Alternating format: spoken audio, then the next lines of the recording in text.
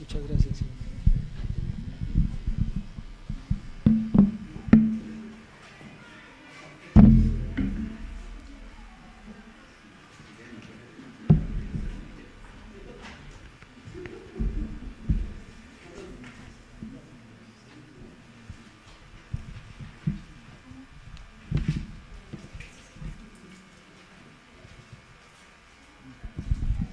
Buenos días a quienes no he saludado. ¿Cómo están? Qué lindo verles en esta mañana. Me gustaría también orar por este tiempo, dejándolo en manos del Señor. ¿Le parece? Si quiere, póngase de pie. Le voy a pedir que sea lo más reverente que pueda posible hacia las cosas de Dios, hacia Él, y no solo en sus pies, sino también en su corazón, su actitud hacia lo que significa el reino. Recuerde que Dios es Dios, usted y yo somos criaturas. Dios, el que creó todo a partir de su palabra. ¿Cómo debemos acercarnos a Él? Con una profunda reverencia, también con respeto, sí con amor, pero dando el lugar que Él se merece. Señor, gracias por esta hora, por este primer día de la semana, por la alabanza, por la cena, por nuestras vidas, por cada persona acá reunida. Yo quiero poner delante de ti nuestros corazones, pidiéndote que los inclines, Señor, nos des la motivación correcta hacia ti, pongas así el querer como el hacer, avives nuestros espíritus, Señor, por tu Espíritu Santo, que tu palabra sea como agua purificadora, que limpie nuestra mente, nuestra conciencia de obras muertas, y Cristo mismo, por su sangre, nosotros estemos encontrando valor, sentido, propósito en un momento como este. Quita de nosotros la insolencia, quita de nosotros la soberbia, el orgullo, cualquier cosa que no sea adecuada para glorificar tu nombre, y danos sed, ayúdanos a tener el anhelo de tu palabra, como un bebé que grita, que chilla, que pide a gritos por tu palabra. Danos esa sed, Señor, ese tipo de sed, para que te podamos glorificar con nuestra vida. Háblanos, que tus siervos escuchan, Señor. En el nombre de Jesús, amén. Gracias, puede tomar asiento. Voy a estar hablando en esta hora de Nehemías capítulo 7, el libro que venimos estudiando. ¿Alguien se acuerda que venimos estudiando Nehemías? Y voy a estar cerrando el día de hoy esta serie de Nehemías capítulo 7. Usted puede hacer Nehemías capítulo 7, porque como se dio cuenta el domingo pasado, ya dimos inicio a una nueva serie que se llama Manso y Humilde de Corazón. Y usted dirá, pero ¿por qué si son 13 capítulos lo vamos a cerrar en Nehemías capítulo 7? Porque básicamente capítulos 8, 9, 10, 11, 12 y 13 están hablando ya de la forma de lo que sucede, pero de alguna manera ya hemos cubierto gran parte de lo que teníamos que estudiar de ese libro. No que usted no lo pueda hacer, lo puede seguir haciendo en su casa, le animo a que lo cierre ahí, pero para lo que sentimos era el propósito que Dios nos permitió estudiar ese libro, vamos a cerrar en Nehemías 7 y 8 el jueves llegamos hasta el 8, hoy llegamos hasta el 7 únicamente. Entonces acompáñeme a Nehemías capítulo 7,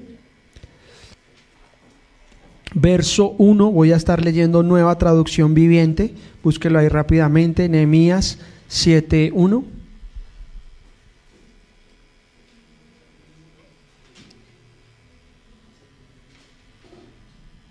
Y dice el verso 1: cuando quedó terminada la muralla, está hablando Nehemías, recuerde, habían pasado más de 80 años tratando de reconstruir una muralla, ellos lo hicieron en 52 días, porque la poderosa mano de Dios estaba sobre Nehemías, estaba sobre ellos. Y cuando quedó terminada la muralla e instalé las puertas en sus sitios, se nombraron porteros, cantores y levitas. Verso 2. A mi hermano Hanani le entregué la responsabilidad de gobernar Jerusalén junto con Ananías, el comandante de la fortaleza, porque era un hombre fiel que temía a Dios más que la mayoría. Les dije: no dejen abiertas las puertas durante la hora más las horas más calurosas del día. Y aún mientras los porteros están de guardia, mantengan las puertas cerradas con las barras puestas. Asignen a los residentes de Jerusalén para que hagan guardia cada uno con turno regular. Algunos servirán en puestos de centinela y otros frente a sus propias casas. Verso 4. En ese tiempo la ciudad era grande y espaciosa, pero poco poblada, y ninguna de las casas se había reconstruido. Entonces mi Dios me dio la idea de reunir a todos los nobles y dirigentes de la ciudad junto con los ciudadanos comunes para que se registraran. Yo había encontrado el registro genealógico de los primeros que habían regresado a Judá. Allí estaban escritos los siguientes. Allí estaba escrito lo siguiente.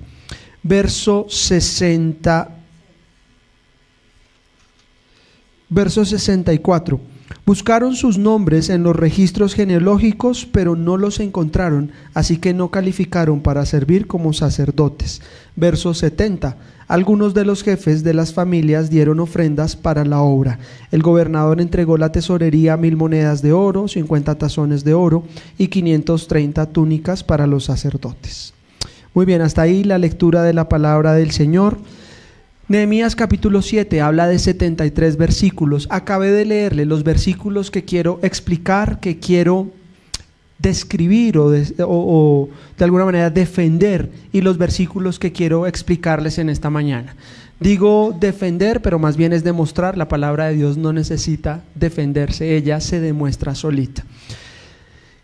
Y estoy muy animado, aunque no lo parezca, estoy muy contento porque yo miro en retrospectiva y yo siento que han tenido que pasar más o menos 25 años para que yo pueda predicar este Nehemías capítulo 7. Creo que han pasado 25 años para que yo pueda entender lo que significa lo que le voy a hablar el día de hoy. Entonces estoy muy contento por lo que significa este pasaje para mí. Creo que Dios nos ha dado diferentes regalos. A veces decimos, oye, puedo respirar y no lo valoro, tengo comida y no la valoro, tengo padres y no lo valoro. Y yo creo que del tema que vamos a hablar en esta mañana, que está ahí en Nehemías 7, es uno de esos temas que los tenemos, que Dios nos ha regalado, que hace parte de su plan, pero que no los valoramos. Desafortunadamente nadie sabe lo que tiene hasta que lo pierde. Y yo creo que este es uno de esos temas de los que voy a estar hablándole hoy. El concepto del que quiero que hablemos hoy es el regalo de Dios por medio de la comunidad. Si quiere un nombre para esta predicación, ese sería el nombre: el regalo de Dios por medio de la comunidad. La comunidad, el pueblo, es un regalo de Dios. Yo tuve el privilegio, estaba recién convertido, yo creo que tenía un año de convertido, me había ido a una feria cristiana. Y entonces ahí vendían libros y desde ahí tenía hambre por la palabra de Dios, por buenos materiales, y fui a una librería, no tenía muchos recursos y como que con lo que tenía le dije, oiga, tengo esto, ¿qué me alcanza para estos libros? Más o menos fue como, trabajé 3 días, me dieron una plata y quería comprar todo en libros cristianos. Y la persona que estaba ahí me dijo, bueno, ¿y de qué quieres leer? Yo le conté un poquito y empezó a darme libros, como 3 libros. Y yo, bueno, me fui para mi casa contento. Y cuando llegué a la casa, uno de esos libros era la epístola a los Efesios. No fue algo que yo haya escogido, fue algo que pues me vendieron ahí, y era un estudio de las palabras griegas de Efesios. Yo lo empecé a hacer por mi cuenta, me encantó, tanto que al año estuve dando un curso a la alabanza. Fue el primer curso formal que hice a la alabanza de un estudio de Efesios. Para los que no lo saben, la carta a los Efesios habla de la doctrina, de lo que significa la comunidad, de lo que significa la iglesia. Y desde ese día cambió mi perspectiva, desde que pude estudiar la epístola a los Efesios, de lo que significa la iglesia, del corazón que Dios tiene para la iglesia, de lo amada que es la iglesia de Dios para Él, de lo importante que es la iglesia. Yo sé que después, desde esa época, cuando alguien habla mal de la iglesia, me duele profundamente porque he entendido en Efesios lo que significa la iglesia para Él. He entendido que la iglesia es su amada, es la bendita con toda bendición espiritual de Él, es la llamada, es la elegida, es la que Él espera, es la que Él santifica. Y cuando alguien habla mal de la iglesia, está hablando mal de mí porque yo hago parte de la comunidad de la iglesia, y está hablando mal de Cristo mismo porque la iglesia es el cuerpo de Cristo. Está hablando mal de la amada de Cristo, de la esposa de Cristo, porque usted sabe que Cristo tiene una esposa y esa esposa se llama la iglesia. Y esa iglesia se compone por una comunidad, personas como usted y como yo, que Dios ha llamado para reunir. Antes de ver el detalle de Nehemías capítulo 7, estoy tratando de no moverme tanto para no dañar la grabación. Usted no se imagina el esfuerzo que estoy haciendo acá agarrado de esto. Y antes de que veamos Nehemías capítulo 7, que vamos a ver en detalle, ahí como en la explicación, si tiene donde apuntar, apunte esto. La palabra iglesia viene de un griego que significa grupo de personas o comunidad que se han reunido con un propósito, en este caso el propósito de conocer y vivir para la gloria de Dios. Eso es lo que significa el griego de eclesia, grupo de personas llamadas, convocadas a conocer y a vivir para la gloria de Dios.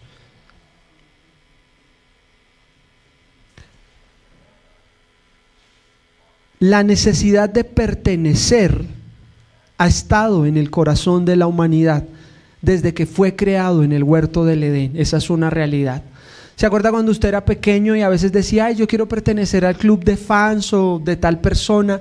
Porque ese deseo de hacer parte de algo no es casualidad, está en su vida. Yo me acuerdo que yo tenía como 10 años y había un deseo en ese tiempo con mi hermana, jugábamos a los clubs, entonces había club de niñas y club de niños, y cuál club era mejor, y yo me acuerdo que yo hacía carnets y con mis amigos trataba de meterlos, y cuando yo veo en perspectiva todo eso, yo digo, desde ahí yo ya tenía el deseo de hacer parte de algo que no fuera yo solito, sino que tuviéramos una identidad, algo que nos representaba.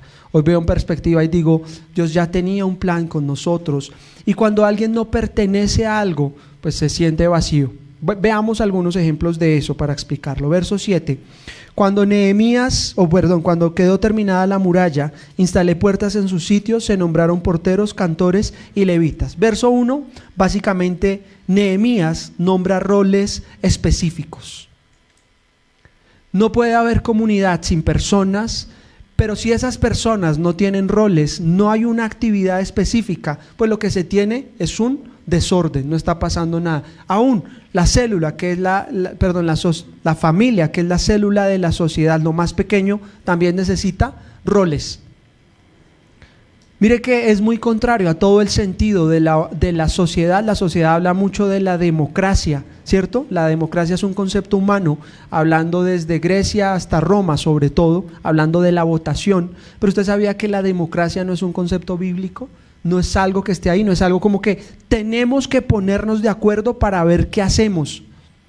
Dios siempre ha querido una teocracia. Él ordena y el pueblo debajo de él simplemente hace caso. Pero cuando no hay orden en lo que se ha conseguido, cuando no hay orden en la familia, entonces lo contrario al orden de la comunidad es el caos, la anarquía. Una persona anárquica es una persona que va en contra de las reglas, del orden establecido. Y cuando Dios creó su reino, creó el mundo, lo creó con reglas, lo creó con un orden. Supongamos que usted está en la casa, tiene hijos desde 12, 15, 16 y tiene uno de 4. Y usted dice, bueno chicos, ¿hoy qué quieren almorzar? Ese día la votación hacia dónde se va a ir. ¿Qué cree que escogen ese grupo, esa comunidad ahí? ¿Qué van a escoger ellos? Helados, hamburguesas, perros. Y usted dice, bueno, hoy vamos a darnos un gustico. Y al otro día, el lunes, bueno chicos, ¿y hoy qué quieren almorzar?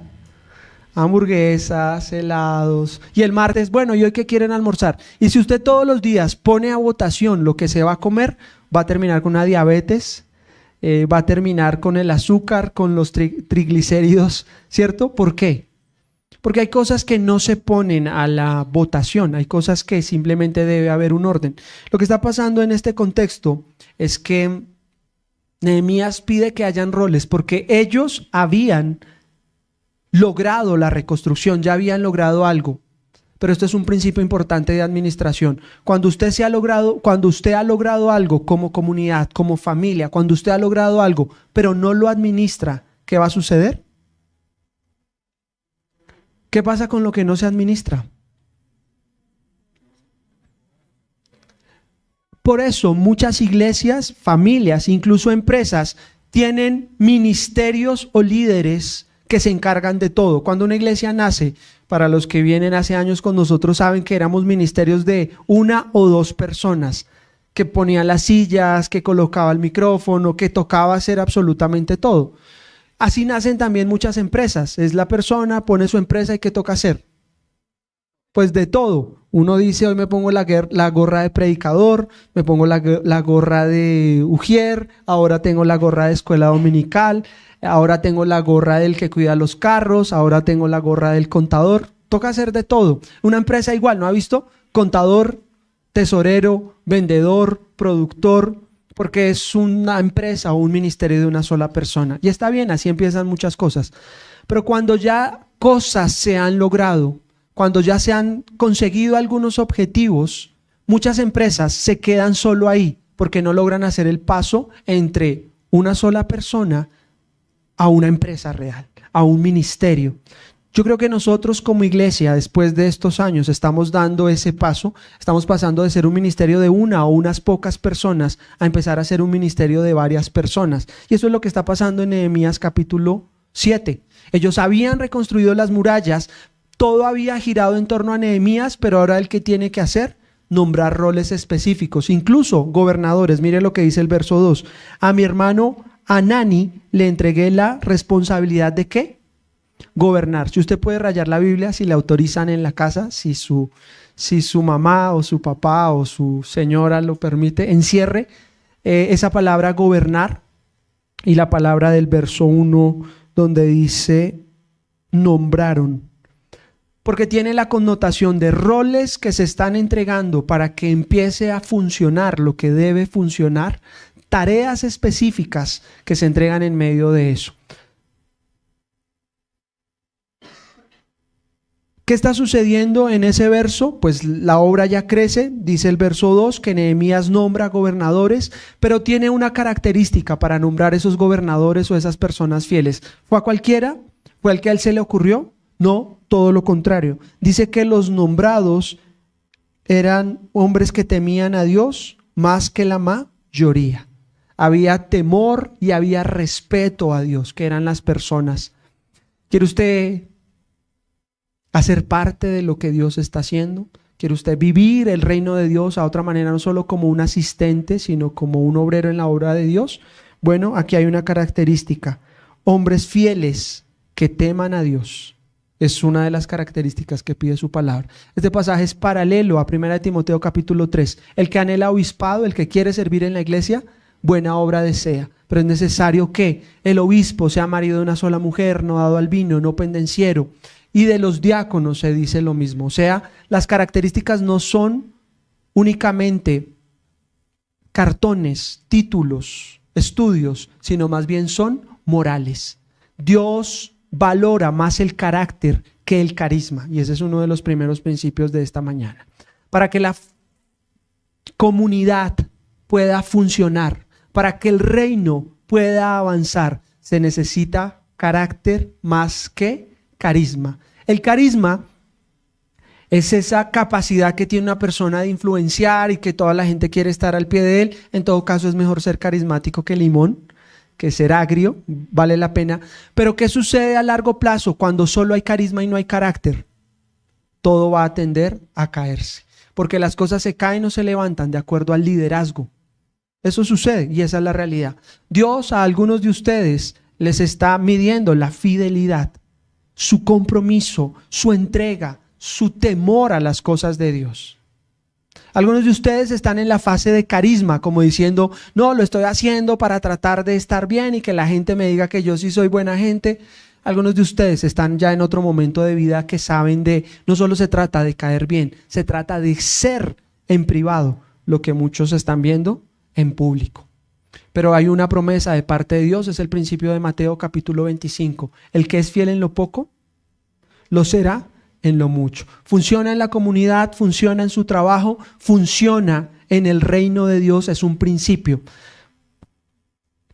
Y es la forma en la que Nehemías nombra obreros para esa obra en su momento. Verso 3, Nehemías da instrucciones de abrir y cerrar las puertas, centinelas y otros frentes. O sea, dice, algunos frente a sus casas y otros centinelas. Es decir, algunos van a tener tareas de cuidar en general, pero otros van a tener que empezar a cuidar desde sus propias casas.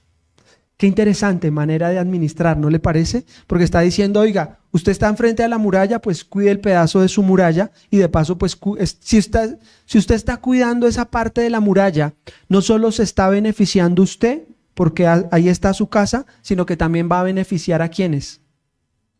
A todos los que hacen parte de esa comunidad. Qué interesante, ¿cierto? Empieza uno a ver, claro, si la familia está bien y está cuidada, ¿qué va a pasar con la ciudad?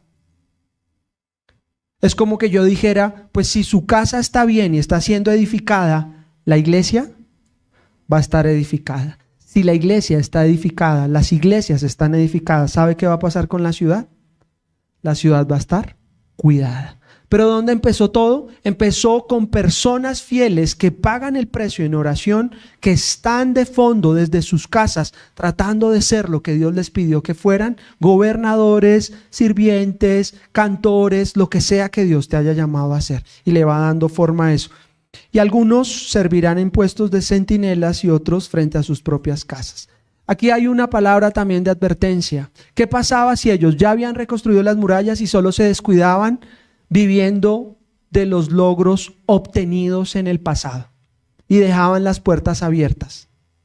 Bueno, la ciudad se hubiera vuelto al garete. Al garete significa puertas abiertas. Cualquiera entra y sale, ¿sabe? Muchos de ustedes han alcanzado un nivel en su vida espiritual, pero han descuidado y han dejado puertas abiertas en su vida.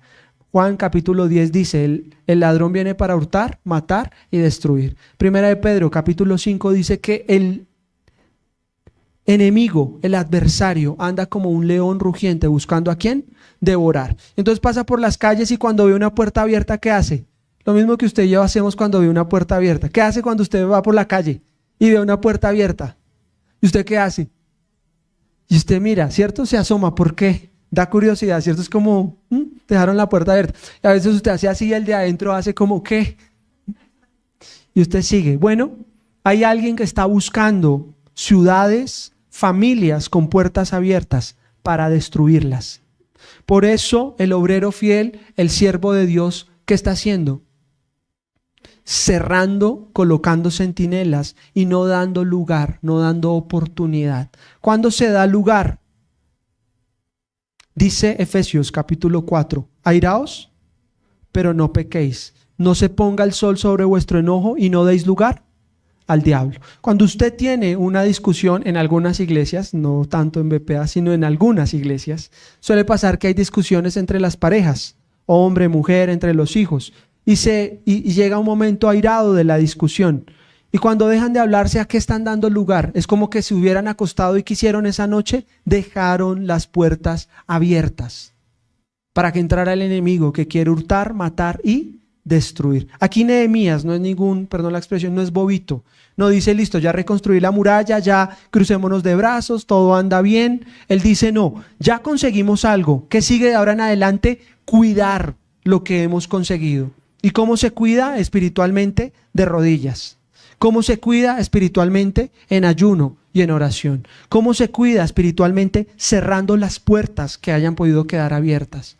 No estoy hablando de que Satanás pueda poseer a un hijo de Dios, pero estoy hablando de por nuestro comportamiento, como dice Efesios 4, damos lugar y las puertas quedan abiertas. ¿Alguna vez le ha pasado que usted se acueste y al otro día se levante y diga, oigan, la puerta quedó abierta? ¿Les ha pasado? Físicamente hablando, ¿sí? A mí me ha pasado. Cuando uno se levanta y dice la puerta abierta, ¿qué es lo primero que uno hace? Brutos, nos robaron, no. Y entonces usted ¿qué empieza a buscar? ¿Al ladrón? No tanto. ¿Usted qué empieza a ver?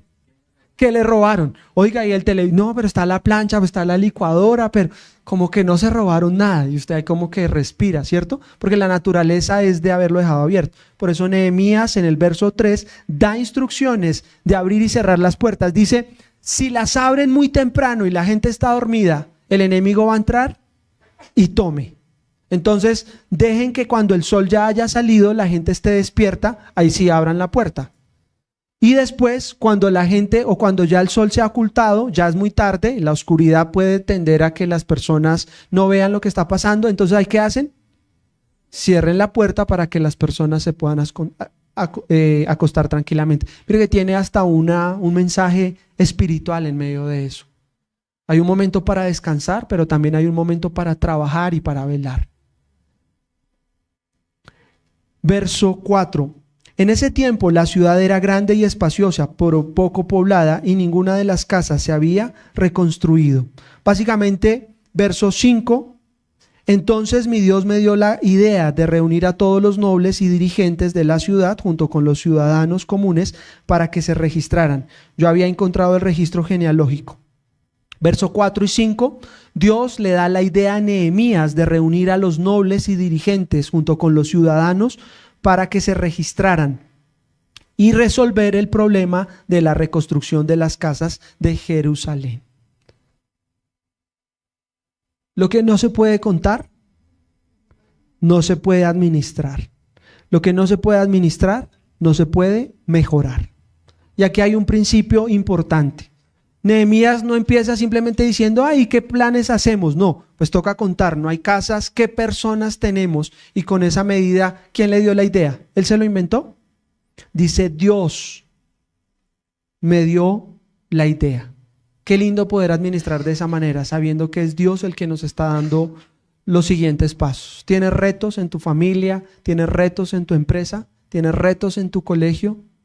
Tenemos que ser hombres y mujeres de oración para decir, Señor, dame las ideas. ¿Por dónde debo empezar? ¿Qué es lo que debo hacer? ¿Cómo soluciono este problema? ¿Algunos de ustedes tienen algún problema con su esposo? Levante la mano. No, mentiras. No le voy a pedir que levante la mano para que no lo venda, pero esa es la realidad. Y la Biblia nos enseña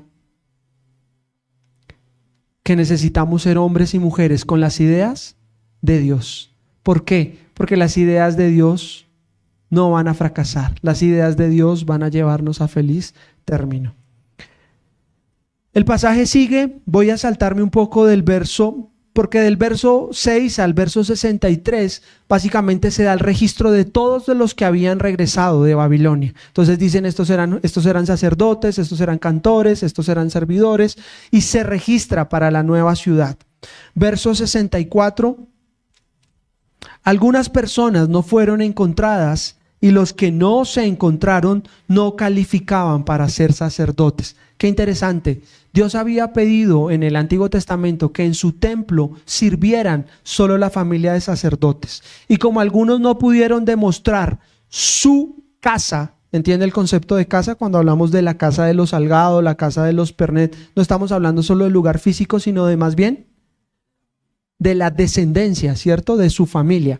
Y los que no fueron hallados en la casa de los levitas no podían servir. Qué interesante, lo vamos a estar hablando en un momento en la aplicación de este pasaje, porque sucede igual en la iglesia. Ya no tanto de los Salgado, los Pernet, los Núñez, los Muñoz, sino más bien de los que son descendencia de Cristo o no. Los que son descendencia de Cristo pueden servir en la casa de Él. Los que ya nacieron, de nuevo. Los que no han nacido vendrían a ser como los que no se hallaron en el libro. Los que no se encontraron no calificaron para servir. Y una pregunta a la que me quiero adelantar ahí es, ¿estás inscrito en el libro de la vida? ¿Haces parte de la descendencia? ¿Naciste de nuevo para poder servir en la casa de Dios? Si no, te invito, hoy empezamos algo que se llama 101.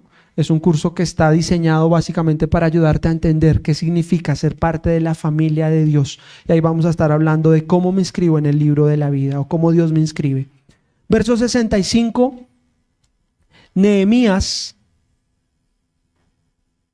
o más bien el gobernador les pidió no participar de lo sagrado hasta consultar con Dios a esas personas que no estaban inscritas.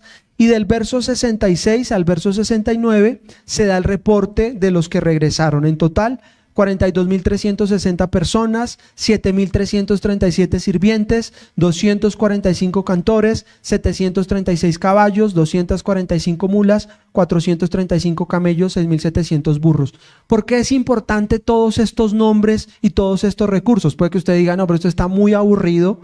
¿Por qué tengo que ver eso? Deme un segundo, déjeme colocar el la base de lo que quiero hablarle en un momento. Eso es como cuando se compran esmeraldas, no sé si ha visto. Cuando hay una esmeralda, no se pone sobre cualquier paño, sino que hay un paño. ¿Usted lo deja para qué? Pues para que pueda resaltar. En este momento estoy tratando de explicar el contexto para que en un momento lleguemos a las perlas y a los diamantes que hay en este pasaje, pero necesito que usted entienda qué está pasando.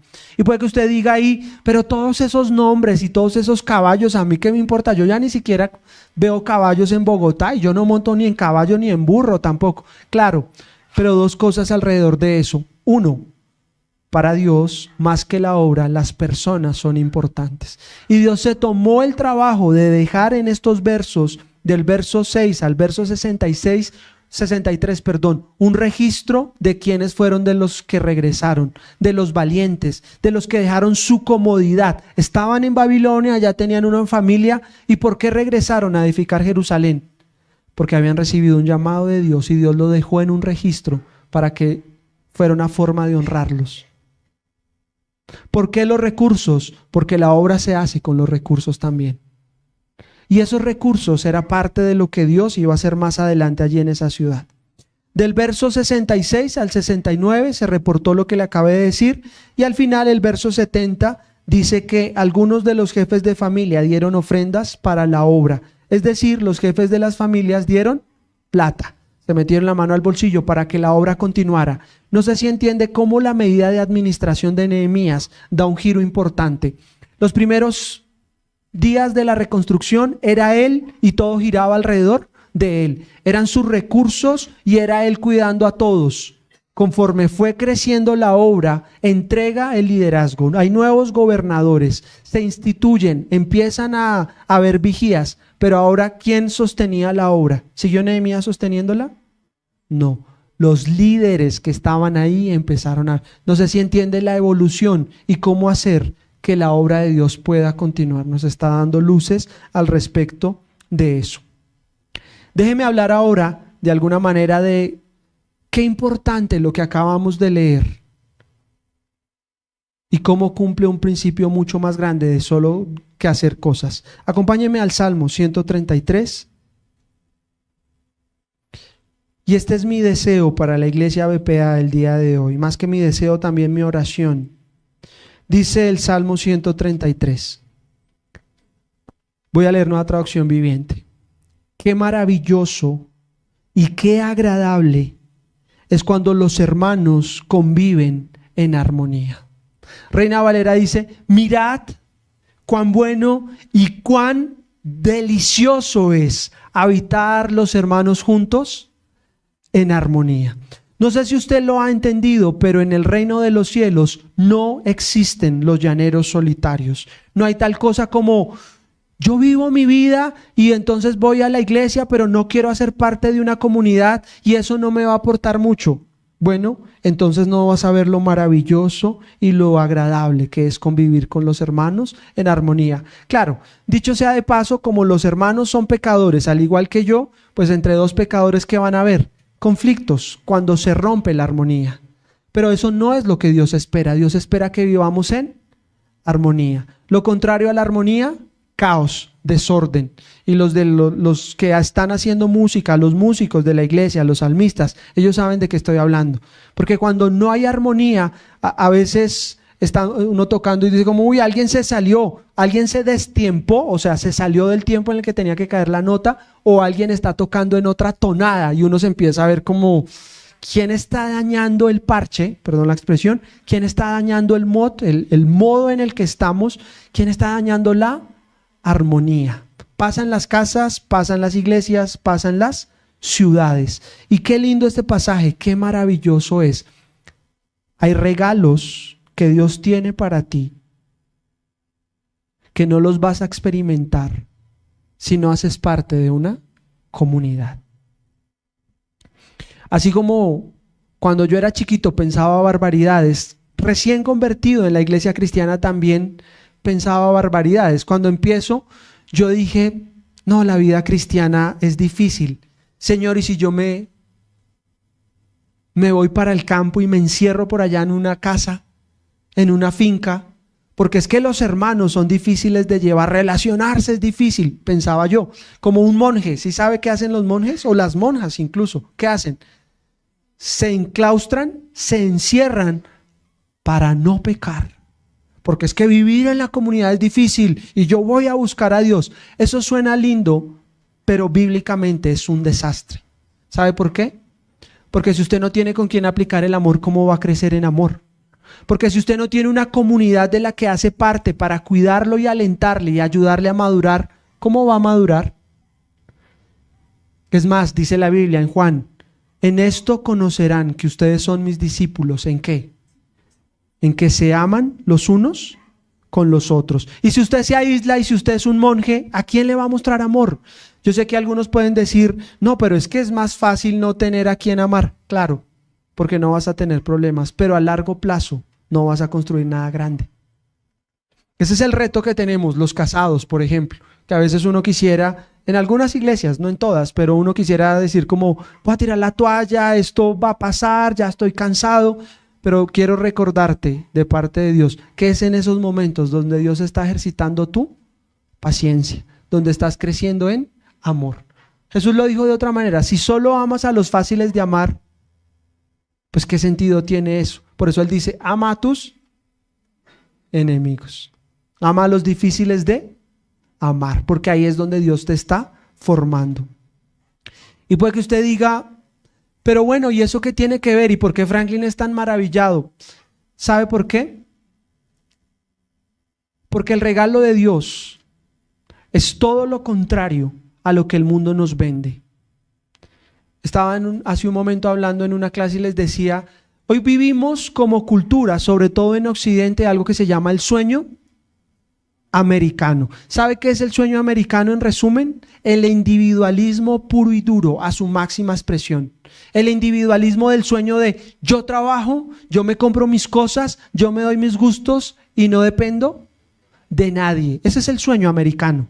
Y eso es lo que nos han vendido por televisión. Y muchos de nosotros decimos, no, es que tenemos que vivir el sueño americano. Porque las comunidades y los latinos, claro, estás vendiendo o viendo solo una parte de la historia, pero no te han contado las crisis de depresión, no te han contado la venta de narcóticos en términos de legales que ellos tienen que vivir. ¿Por qué? Porque viven en sociedades que se aíslan tanto de la comunidad que pierden el regalo que Dios tenía para ellos. Y son gente que está enferma consumiendo pastillas para poder dormir y cuando se despierta consumiendo drogas para poder ir a trabajar. 24 horas al día drogados por no haber entendido algo. No somos llaneros solitarios. Dios nos creó como seres sociales. Y sabes, la mentira se ha metido hasta en la psicología, en las películas, diciéndonos sigue los sueños de tu corazón.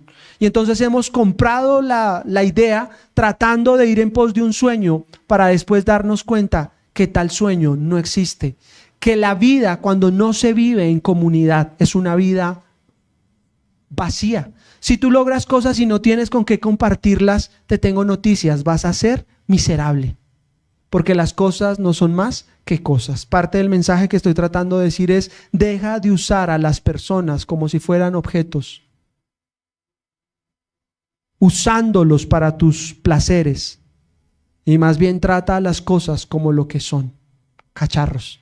Un día los tenemos, al otro día no los tenemos. Es decir, amemos a las personas y usemos las cosas y no al revés. Hubo un hombre, se llamaba Stewart Wolf. Él era médico y lo invitaron a dar una serie de conferencias porque era un médico pues muy reconocido, y él empezó a visitar algunos pueblitos y llegó a un pueblito en Pensilvania. Y él se quedó, y entonces en medio de una conversación, un médico de ahí le invitó una cerveza y le dijo, tomemos una cerveza. Y entonces se pusieron a hablar de la conferencia, de lo que hacían, y entonces él le dice, oiga, aquí en Roseto, ¿cuál es el número de personas que vienen más a consulta? Dice, tengo que decirle que los números nuestros son muy contrarios a lo que se vive o lo que usted acaba de explicar. ¿Y él por qué? Dice, la mayoría de pacientes míos no vienen a mí sino hasta los 60 años. Y él, pero ¿cómo así? Si en los 50 ya empiezan los achaques. Y él dice, no, pero esta es una comunidad. Es más, desde que se fundó Roseto, le dice él, nunca hemos tenido un muerto por paro cardíaco. Y él se queda pensando, pero no, espera un segundo, porque en ese momento Estados Unidos tenía una epidemia de muertes por enfermedad coronaria. O sea, la razón número uno de esa época era la muerte por paros cardíacos. Y cuando él le dice eso en Roseto, pues él queda como, ¿cómo así ustedes no tienen muertos por paros cardíacos? Dice, no. Pues como él era un científico, adivine qué se puso a hacer. Pues a investigar y decir, no, espera un segundo, tenemos que ver cuál es la razón por qué aquí en Roseto la gente no está muriendo tanto. Y entonces lo primero que hizo es, ¿de dónde vienen ellos? Entonces investigó y se dio cuenta que ellos venían de Europa, de algo que se llamaba Valfortore, que básicamente era cerca o al pie de los Apeninos, en la provincia de Italia. O sea, ellos eran italianos. Entonces él empezó a decir, no, pues si son italianos debe ser ¿qué? El vino, la comida que están comiendo. Y básicamente era 160 kilómetros de Roma. Cuando se da cuenta de eso, empezó a investigar un poquito más y entonces dijo, bueno, pueden ser las costumbres que ellos tienen. Se dio cuenta que no había suicidio, que era el segundo factor de muerte en los Estados Unidos. Él dice, oiga, no hay enfermedades coronarias, no hay suicidio, no hay alcoholismo, no hay drogadicción, apenas hay delincuencia, pero no se ve a un número alto. Nadie estaba recibiendo un subsidio del gobierno, a pesar de que ellos ya eran grandes, o sea, nadie estaba viviendo del Estado. Entonces empezó a buscar como úlceras pépticas por el estrés y decía, no hay. Y cuando él empieza a investigar, dice, oiga, esta gente por lo único que se está muriendo es de vieja. ¿No le parece muy interesante todo eso? Y entonces él empezó a comprender que el secreto no era la dieta, porque comían en proporción lo mismo que se estaba comiendo en todo el país. Y él dijo, no, pues la dieta mediterránea y todo eso, no, porque ellos ya no estaban viviendo en Europa, estaban viviendo aquí y comían exactamente. Y él dijo, no, ya sé, el contexto y puede ser el ambiente como el clima, pero se dio cuenta que cercanos a ellos, ni siquiera kilómetros, sino provincias cercanas, la gente estaba muriendo igual que en el resto del país. O sea que descartó comida, descartó clima. Se dio cuenta que la gente no hacía ejercicio, no es que estuvieran practicando un ejercicio. Se dio cuenta que no era la situación geográfica. Entonces él terminó en su conclusión diciendo, lo que hace vivir a las personas de Roseto más que de cualquier otra ciudad es porque hacen parte de una comunidad.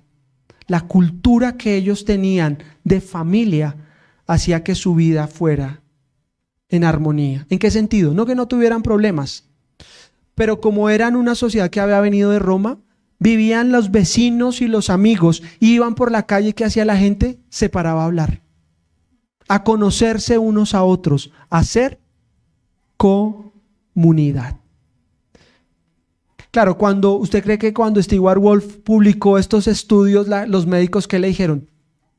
No, está loco, tiene que haber un tema científico, pero le dejo el nombre para que lo averigüe. La sociedad científica del momento llegó a la conclusión de que la vida social, la vida en comunidad, alarga la vida de sus integrantes. Estábamos hablando de esto y Osquitar me contaba esta mañana sobre un estudio. ¿Cuándo lo leíste y qué era? ¿Nos puedes contar ahí rápido?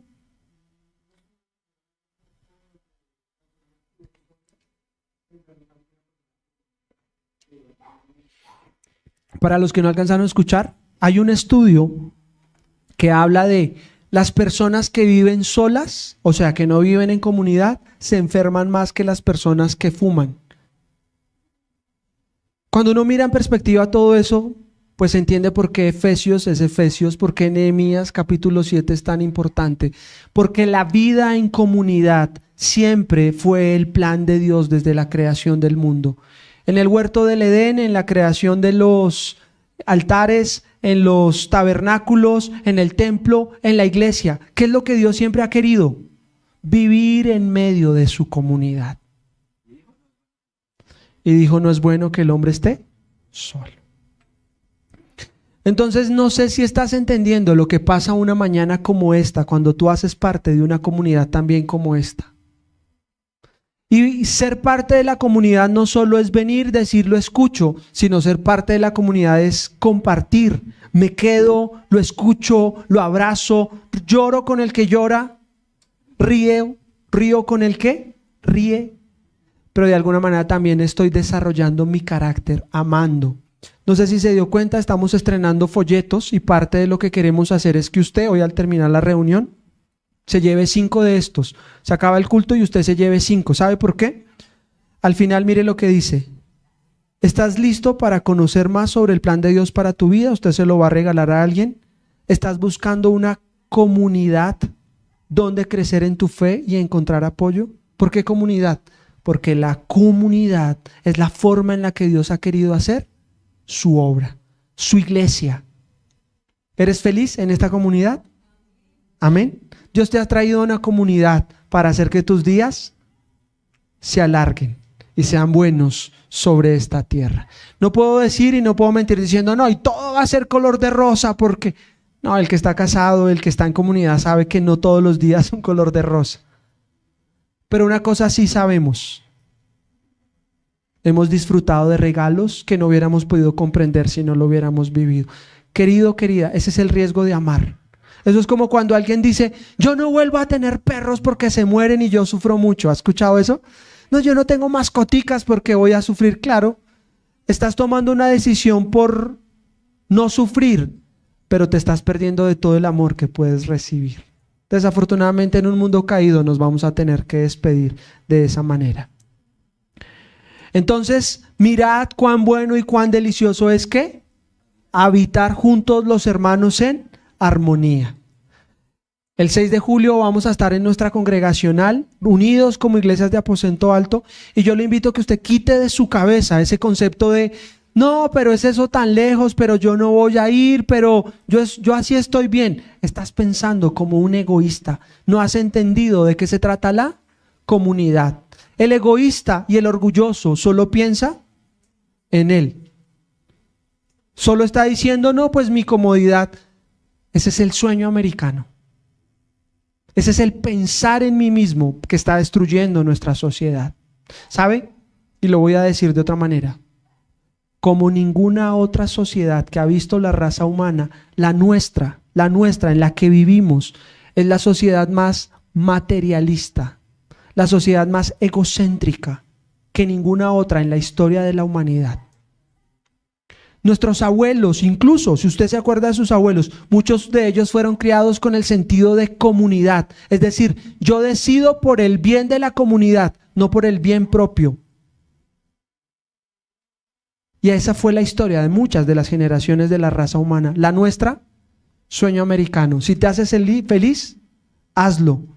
No importa que afectes la comunidad, pero va en contra del plan de Dios que Él ha tenido para la raza humana.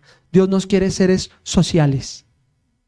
Por eso Pedro y el mismo Pablo se atreven a escribir una carta para decir, salúdense unos a otros como con ósculo santo. Y el ósculo no solo tiene que ver con el beso, tiene que ver con la coinonía, la comunión de hacer parte de una comunidad. Cristo hizo parte de una comunidad. Cristo fundó la comunidad. Y es hora, si no lo has visto de esa manera, de que entiendas que la iglesia, la comunidad de Dios, juega un rol muy importante en el reino de los cielos. Y es tan importante que al final de los tiempos en Apocalipsis habla de que la nueva Jerusalén no es otra cosa que una comunidad, gente como tú y como yo, edificando esas murallas. Y cada ladrillo de esa comunidad somos tú y yo. Un solo ladrillo hace muralla, pero la unión de muchos ladrillos puestos en su rol, en sus tareas, como lo vimos en Nehemías, es lo que forma una gran muralla. Algunos pasajes para hablar al respecto de eso. Efesios capítulo 4, verso 11-13, y aquí quiero hablar de la aplicación de lo que esto tiene que ver con nuestra vida. Dice Efesios capítulo 4, ahora bien, Cristo dio los siguientes dones a la iglesia: los profetas, los evangelistas y los pastores y maestros. Apóstoles y maestros. Yo creo que yo tengo dos de los llamados que están ahí, pastores y maestros. Algunos dicen que es uno solo, pero dice, ellos tienen la responsabilidad. Yo tengo una responsabilidad. ¿Cuál? Preparar al pueblo de Dios para que lleve a cabo la obra de Dios. Mi trabajo en esta mañana es decirte, te estoy preparando para que entiendas que eres comunidad y para que lleves a cabo la obra de Dios y edifiques la iglesia. Muchas veces uno lee ese pasaje y uno dice, no, pues el pastor y maestro enseña para edificar la iglesia. Pero ese pasaje también nos dice otra verdad. Yo enseño para que tú edifiques la iglesia. Dice, es decir, el cuerpo de Cristo.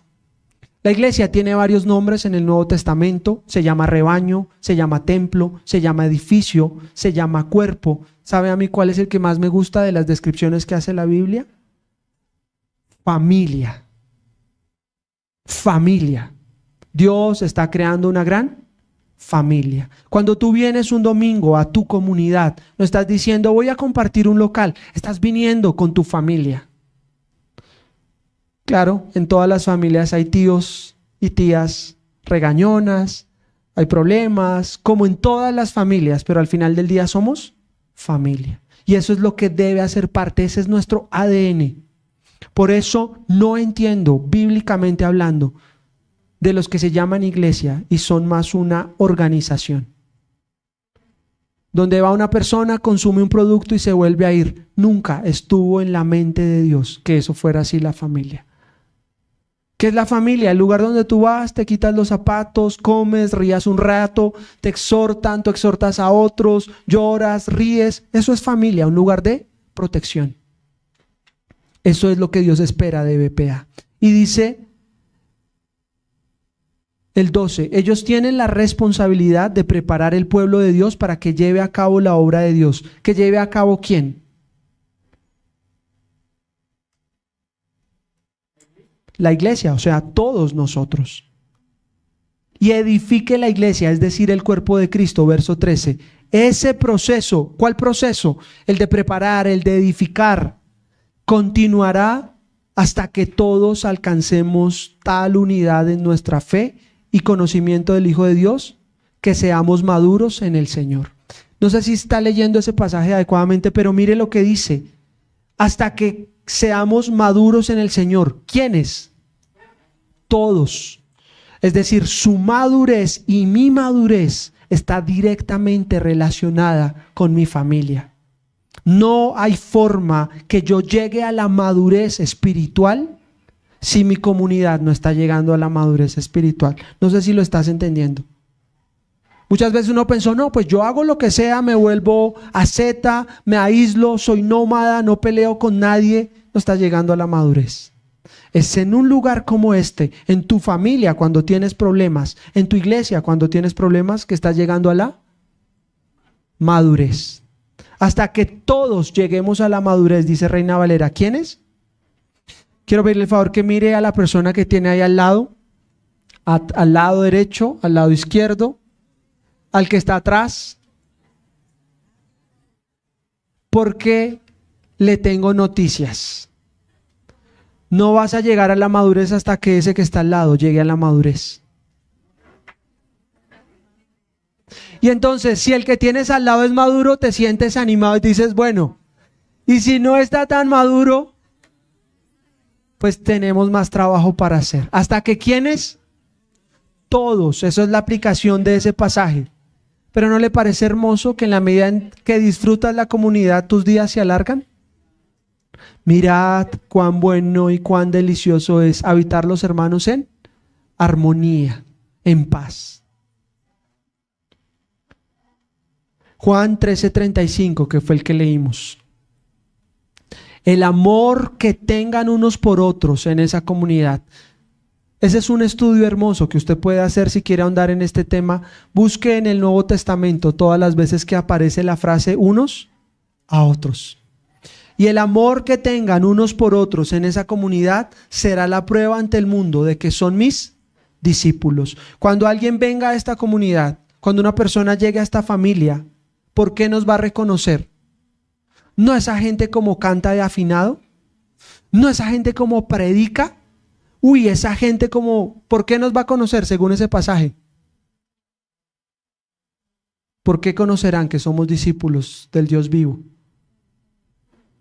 Porque hay una comunidad que se ama unos a otros. El egoísta piensa en sus cosas y dice, la alabanza hoy no me hizo sentir tan bien. No sé si entiende la construcción de la frase. No me hizo sentir como que lo importante era yo. La predicación de hoy no me llegó tanto como si ese se tratara de que te llegara. ¿Entiendes?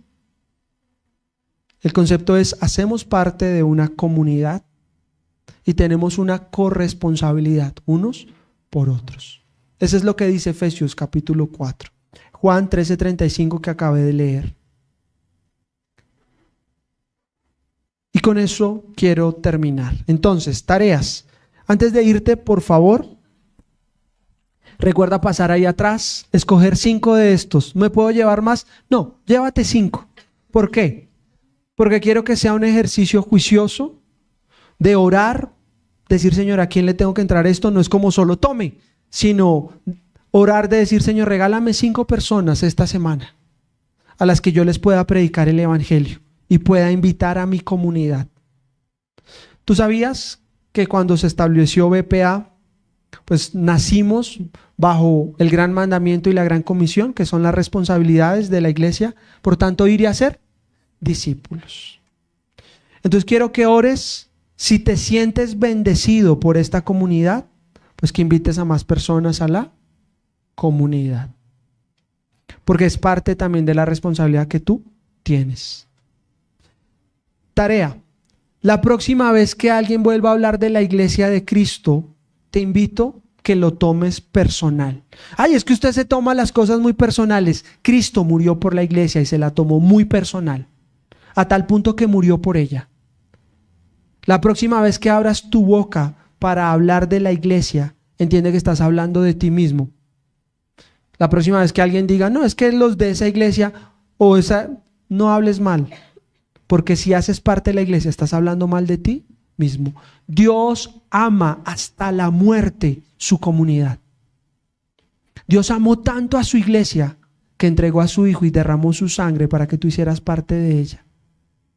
No menosprecies el regalo hermoso que Dios te dio como familia, porque es el lugar que Dios espera para sembrarte, para que lleves frutos y para bendecir a tu generación. Dios nunca permita que tengas que entender lo que tenías cuando lo pierdas. Más bien cuídalo, valóralo y haz lo que dice Efesios capítulo 4, hasta que todos lleguemos a la unidad de la fe. ¿Quiénes son todos? Todos, hasta la que lleguemos a la unidad de la fe. Con la persona que tienes ahí al lado, coméntale qué sientes que Dios te ha mostrado el día de hoy.